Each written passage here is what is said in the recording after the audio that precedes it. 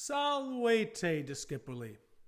In this video, we will explore the forms and use of the nominative singular in the first, second, and third declension nouns. In another video, we talked just about how to spot the difference between first, second, and third declension using the nominative singular forms. In this video, we're going to talk about the use of the nominative singular.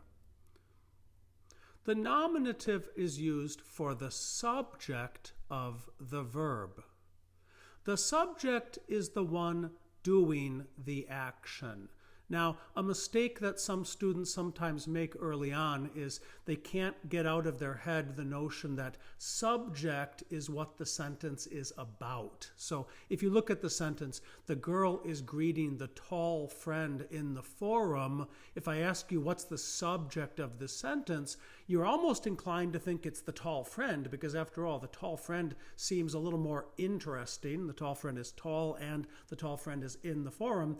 But when we say subject, again, the subject is the one doing the action. In this sentence, it's the girl who is doing the action. The action is greeting, okay? The tall friend is in the forum, but that's not the subject, it's not the action.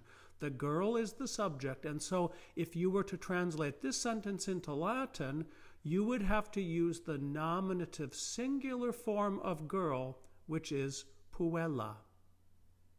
Okay, so here's an example of first declension with a nominative singular subject. Puella est callida. The girl is clever. Is the action. In this sense, is just being, and you need a nominative singular. So puella is the correct form with is. Now in this case, we have an adjective. The adjective is going to have the same case, in other words, nominative, also the same number, since it's one girl, it's singular, and so the adjective will have the same form, it's nominative singular, to match puella. Now let's look at third declension. Mater. Mater is the nominative singular form of that word, third declension. And so we would use the mater form when you have her as the subject of the verb.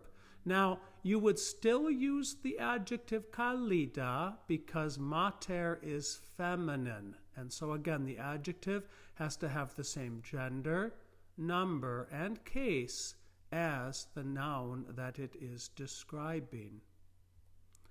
Servus est callidus. Servus is the nominative singular form of the second declension, and so it's the proper form to use when you say that the slave is clever. But note, the ending of the adjective had to change because the gender of servus is masculine. Now, other verbs aren't just is, they might express some other action, and you're going to still need the nominative when you have such a sentence. Puella in foro ambulat. The girl walks in the forum. So again, nominative is for the subject. The subject is the one doing the action. The action here is walks, ambulat. And so we want to have the nominative form of girl, which is puella. Servus in horto laborat. The slave works in the garden. Same thing. The action is works. The one doing the action is the slave, and we would express that in Latin with the nominative singular form servus. Mater in atrio sedet. The mother sits in the atrium. The action here, even though obviously it's a sedentary action by definition, the action is sits. The mother is the one doing the action, and so we need the nominative singular form of the word for mother, which is mater. Okay, one final point. All the sentences I've shown you so far had the nominative singular subject as the first word of the sentence. In Latin, that is not necessary. The nominative singular denotes the subject of the verb no matter where it might come in the sentence. So, in the sentence, in tablino scribit puella, the girl writes in the study, it doesn't matter that puella is the last word of the sentence. It's the nominative singular form. It's therefore the subject of whatever the main verb in that sentence is, in this case, scribit.